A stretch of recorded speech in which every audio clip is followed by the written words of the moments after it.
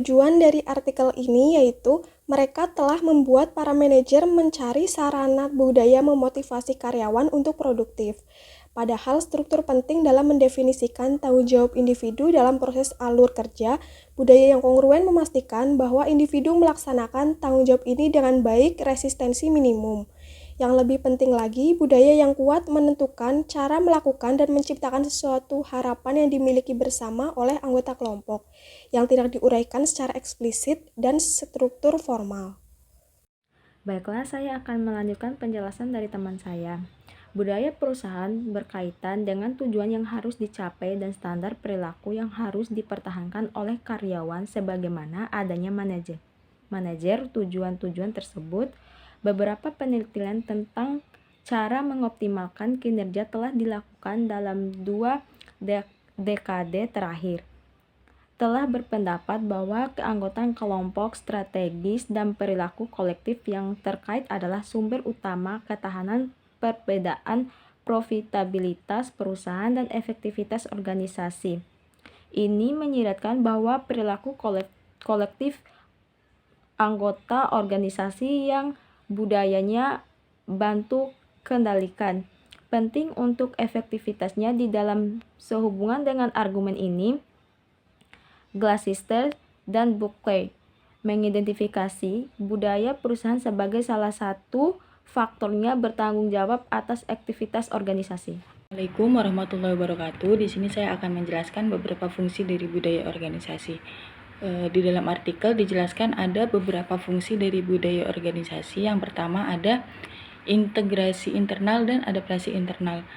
Budaya organisasi ini tuh membantu dalam mengintegrasikan anggotanya agar dapat bekerja sama secara efektif dan juga membantu organisasi beradaptasi dengan lingkungan eksternal.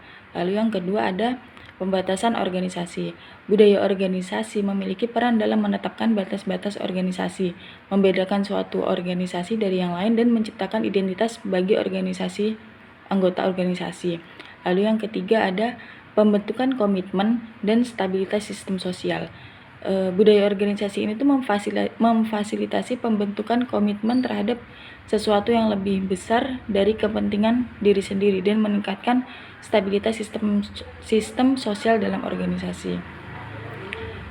Dengan demikian, budaya organisasi ini tidak hanya memainkan peran penting dalam mengintegrasikan anggota organisasi dan membantu organisasi beradaptasi, tetapi juga menetapkan identitas, membangun komitmen, dan meningkatkan stabilitas dalam sistem sosial organisasi.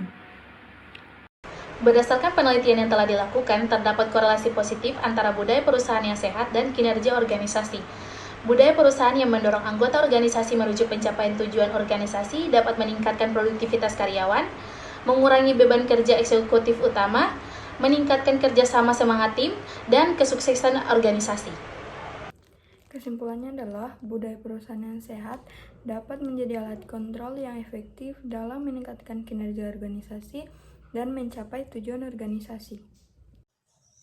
Karyawan yang terlibat berdedikasi, bekerja keras untuk memastikan tercapainya tujuan organisasi atau seperti meningkatkan profitabilitas, produktivitas, dan pangsa pasar, konsistensi dalam nilai bersama menjadi kunci integrasi. Koordinasi dan kontrol, organisasi yang konsistensi memiliki karyawan yang berkomitmen tinggi dan cenderung lebih menguntungkan, produktif, dan memiliki pangsa pasar yang lebih besar. Dengan demikian, disarankan agar manajemen organisasi mengembangkan budaya perusahaan yang fleksibel. Misi, visi, dan nilai organisasi harus disebarkan untuk meningkatkan kerjasama di antara karyawan.